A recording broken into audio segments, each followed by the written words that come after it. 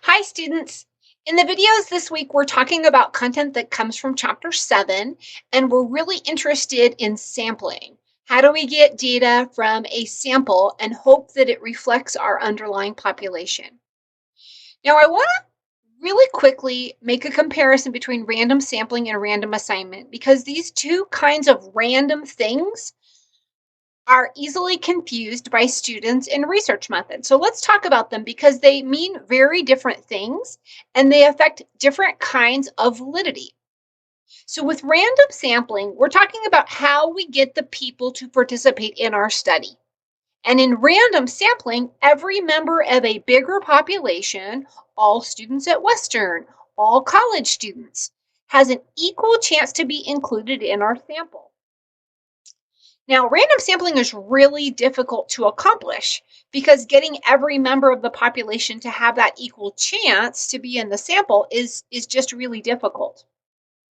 If we do engage in random sampling, that increases the external validity of our study. Now, remember, external validity is our ability to take our findings and generalize them back to the population. So, if we have used random sampling within our study, of college students, we should be able to take those results and come up with firm conclusions that apply back to a population of college students. So, random sampling allows us to generalize our findings back to the population, and we're likely to have higher external validity. Now, random assignment is different. Random assignment is something that only happens within the context of an experiment, right? Where we're manipulating some variable and measuring some other kind of variable. Whereas with random sampling, that could be any kind of research. Random assignment only happens within experiments.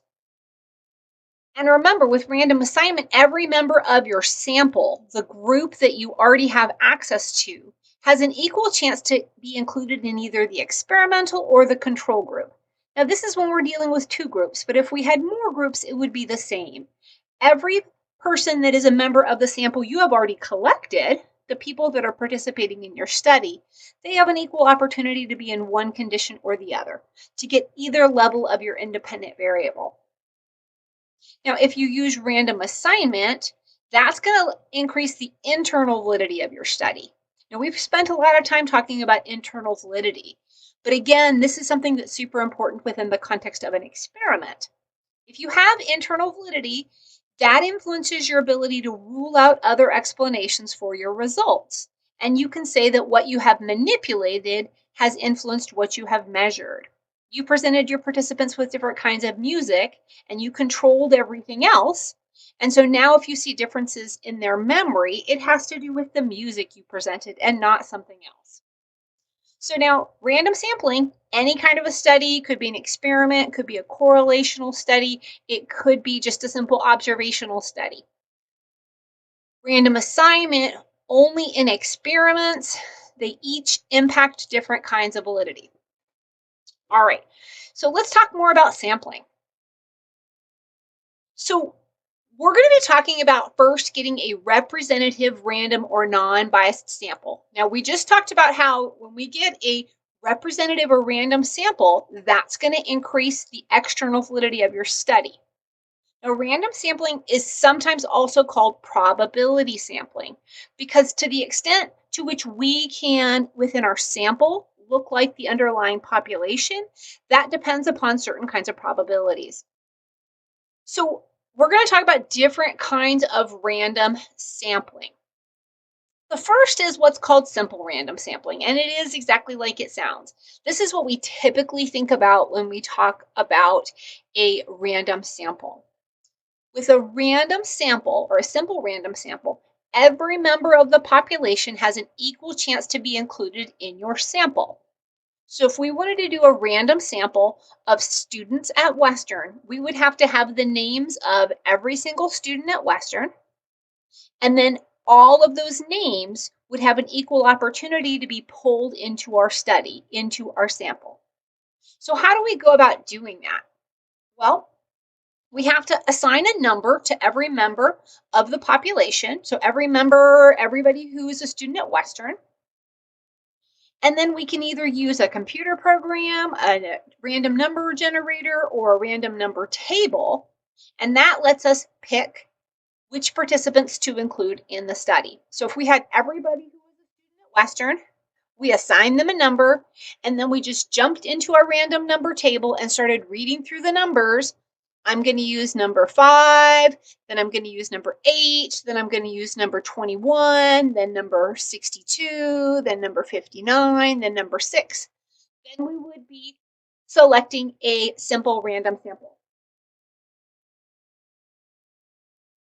Here's another picture that kind of shows how it works. We have everybody in the population. We've given them all a number, and from some random number generator, it has given us certain numbers, and so we're going to pick those people whose number was generated. That is a simple random sample. You're thinking about this and you're thinking about the way I've described it, you're probably imagining that's a really difficult thing to do. It is difficult to get every member of the population to be a possible participant within your study. It's difficult and it's also time consuming, especially if you're dealing with a larger population. So, we were using the example of students at Western, but even if we had students at Western, that's not a really large population. um, it still would be difficult to get access to every single member of the population to be included within the study. And that's one of the reasons why in psychology we're less likely to do some kind of a random sample. Now there are different kinds of random samples. We're going to talk about just two of them. There are other options to consider. So again, every member of the population has an equal chance to be included, but sometimes we want to be a little bit more specific with who we are targeting to be part of our study. So one option, and I'm going to combine some of the options because most of the time they are combined like this. One way to do a random sample is to do what's called cluster multi-stage sampling. So what happens with cluster multi-stage sampling is typically what we do is we have certain clusters of the populations that are randomly selected. So if we were doing cluster multi-stage sampling at Western, we might have a list of all the majors on campus, and we might randomly select 30 different majors. And we could think about a major as a cluster. And then after we've picked those 30 different majors, we might randomly select a certain number of students from each of those majors. So first we do a cluster, and then from there we get a random sample within that cluster.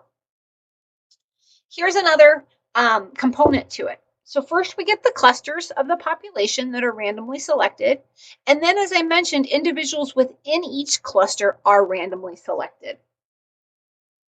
So if we wanted to use cluster multi-stage sampling to get a random sample of high school students in Oregon, we might get a list of all the high schools, and then we might randomly sample a certain number of high schools.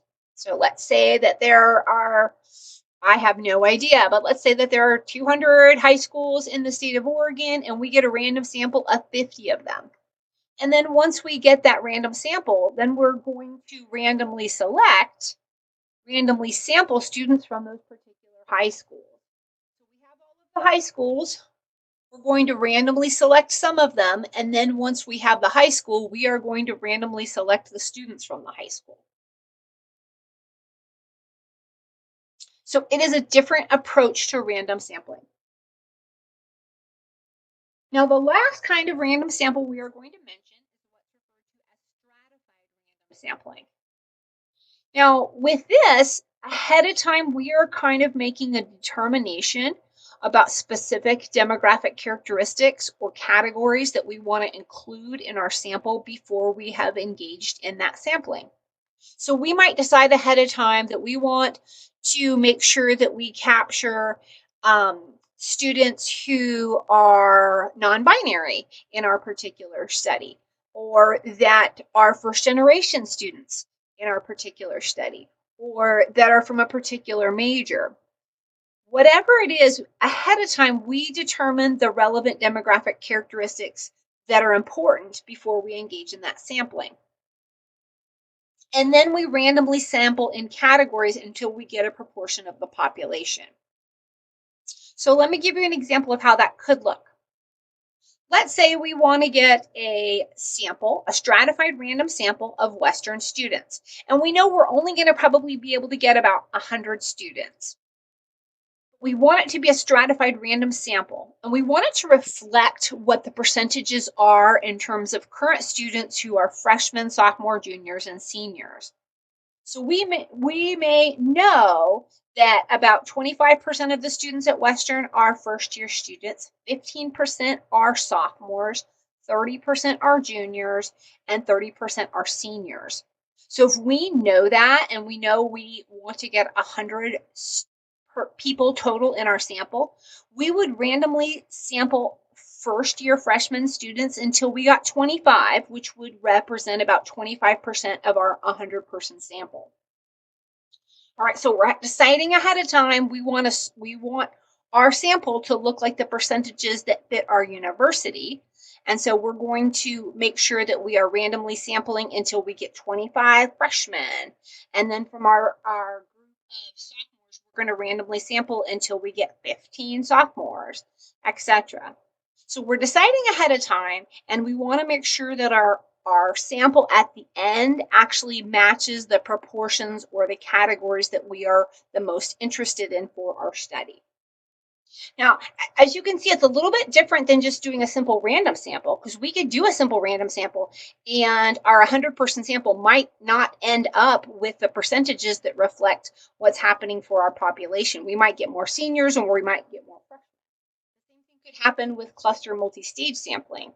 We might not get our percentages to reflect really what's going on with our proportions of the population. And so, it's just a different approach, but it's still random sampling because every member of the sample, every member of the population still has an equal chance. We are just making sure that our sample at the end reflects the proportions within the population that are most interesting to us.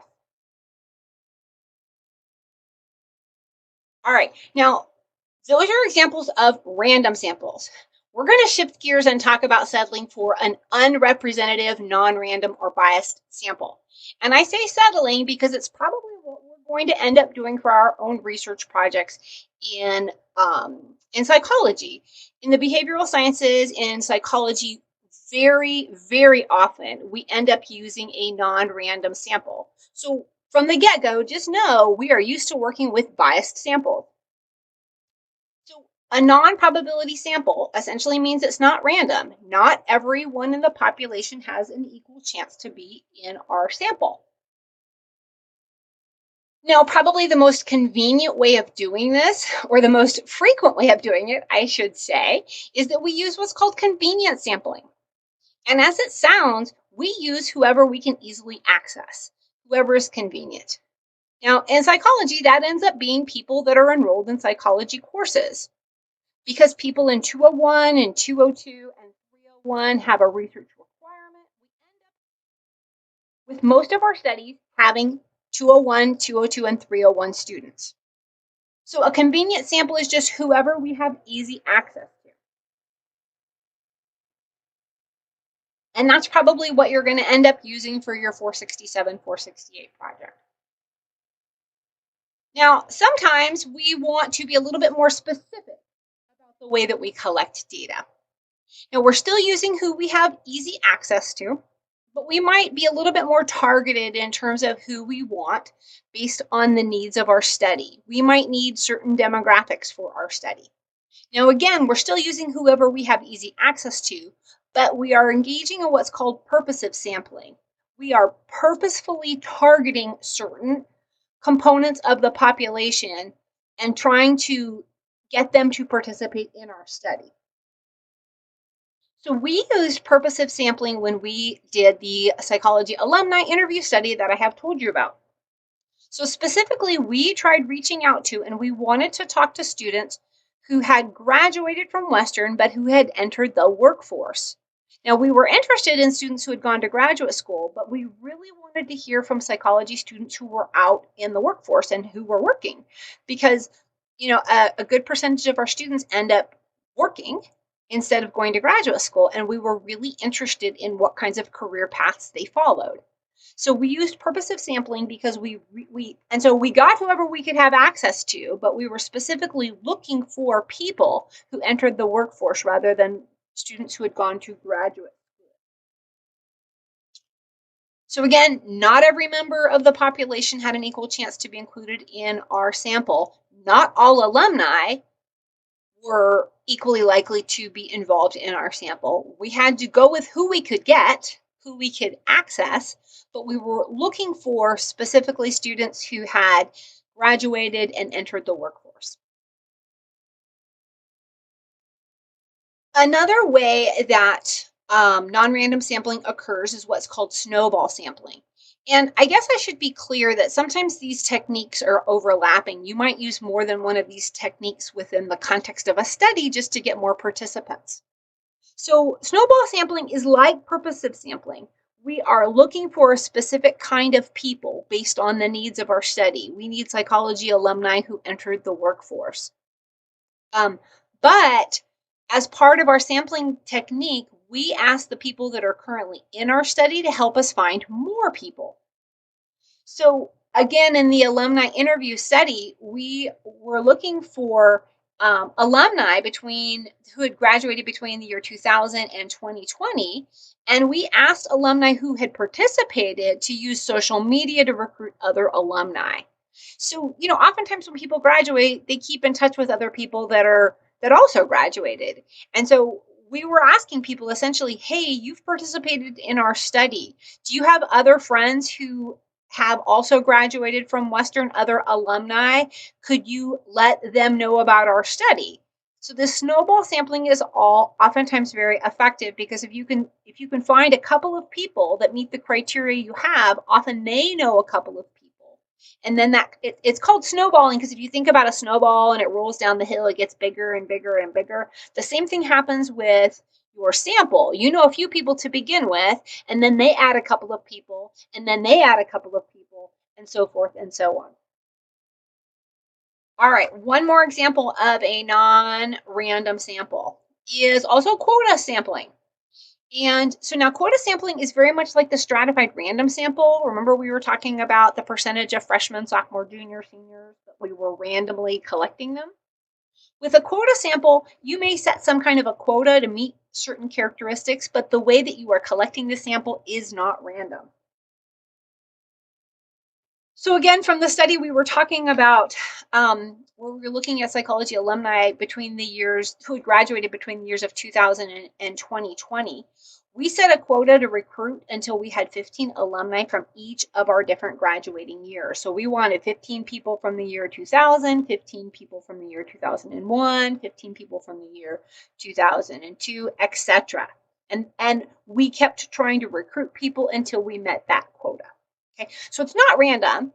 We are still getting whoever we have easy access to, but we are trying to make sure that we have certain characteristics met within our sample. All right. So this infographic I think is super helpful. It also appears in your book. I think it's just important to see that we've got this population. We could use the non-random sampling approaches, the non-probability over here, where we're going to leave people out. Of course we are. Or we could use random sampling. Everybody has an equal chance. And then there are all these different possibilities, different ways to engage in the different kinds of sampling. We might use a simple random sample, and then we might decide that we're going to use purposive sampling to get a few more people because our original random sample didn't meet the criteria that we wanted to in terms of a certain characteristic. So you can always use a combination of approaches. But for the most part in psychology, we're over here on the orange side doing more of the non-probability sampling, the convenient sampling. All right, so two things I want to finish with when it comes to sampling. Remember, with this content from this chapter, we are really interested in external validity. How well do our results apply back to a larger population? And so, in terms of thinking about that, I want to focus on what matters the most. If we are doing research that has some kind of a frequency claim, how often something occurs, so what percentage of the population engages in road rage, um, it's super important for us to be paying attention to external validity and sampling. If we wanted to know what percentage of psychology majors in general go to graduate school, it would be important for us to be engaging in something somewhat random. So if external validity is a priority, then random sampling is best. Now, again, for a frequency claim, if we want to know how often something happens, we really want to get a good sense about what's happening with the larger population. So here we wouldn't be just looking at what percentage of psychology majors from Western go to graduate school. We would be interested as a whole in the larger population of psychology majors graduating in the US and what percentage go to graduate school. And doing a random sample would be the best. But for the most part, in psychological research, if we're interested in a causal claim, which we would be using an experiment for, or an association claim, how are things related to each other, we're probably not going to be as interested in external validity. And we're much more likely to use a non random sample. So, the bottom line with that is if we are reading an experiment or we're reading about a correlational study, the researchers are probably going to do a lot to make sure that they have controlled characteristics of how the study is conducted, but they're much more likely to use a convenient sample. And so the little red flag for you would be, okay, this is interesting. They've probably controlled a lot, but how well does this generalize back to the larger population? And it's probably likely to have low external validity. All right, last thing we're going to talk about, and this is a question that always comes up with students. Again, we're thinking about external validity and what matters the most. And so if you think about it, is it more important how people sample their data, the sampling technique, if it's random or if it is more convenient, or is the sample size more important? My experience teaching research methods as well as the statistics class tells me that most students tend to focus a lot on sample size. How many people were in the study? Wow, that study only had 40 people. They really need a larger sample size. So the question that I'm asking here is what is more important for external validity, our ability to generalize our findings back to the larger population? So let me give you a question to think about. Now, this question has been raised on campus. It's been raised for, gosh, at least the last 10, 15 years since I've been here at Western. And it's this idea about the possibility of Western closing down Monmouth Avenue, the street that runs right in the middle of campus, closing that down and having it become somewhat of like a park or a gathering area. So there's been a lot of, pros and cons of doing this.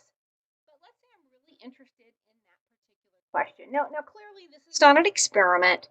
I'm not interested in doing any kind of correlational research. But if I really wanted to know, how people in this community felt about that question, let's think about how that could be accomplished. Well, there's a couple of different ways to do it.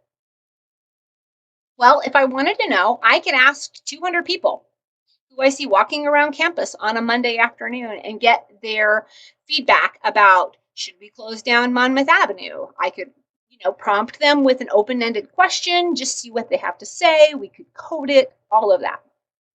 So I could collect a sample that way, or I could randomly sample 100 people from a list of all faculty, students, and staff and reach out to them to get information about should we close down Monmouth Avenue. Now, I hope as I'm talking about this, you can see that if I just ask 200 people who I see walking across campus on Monday, I'm going to get a certain segment of the population. Well, I'm going to get people who are frequently on campus, at least on campus on Mondays, at least during the days and times that I am asking this question. And so I'm going to only get a certain segment of the population. I'm going to be missing out on people that are distant students, missing out on people that don't come to campus on Monday, missing out on people that don't come to campus for the times that I am collecting this data, missing out on people who don't walk in the area that I am collecting this data. So if I ask 200 people, I'm going to get a segment of the population, but it's going to be a somewhat biased segment of the population. On the other hand, if I randomly sample 100 people from a list of all faculty, students, and staff, and I ask them the same question, I'm probably going to get a better sense about what's really going on for the underlying population at Western, right? So I hope that you can see it's not really how many people, but the technique that you use. So most of the time, a larger sample is more likely to look like the population. But if I ask 200 people, that is probably not going to look like the population of all people at Western because the way I did it was somewhat biased. So larger samples are typically better, but if the sample has been gathered in a biased, non random way, it may not look like the population. So, kind of bottom line, the sampling technique, the way that we collect the sample, especially if it's random, is so much more important than the actual size of the sample. All right. So, if we randomly sample 100 people from the list of everybody who's a possible person at Western, we're going to get probably a more representative, non biased sample than if we ask 200 people, but the way that we do it is somewhat biased. Okay, I hope that makes sense. All right, I will see you in class, and I'm excited to talk to you more about sampling techniques.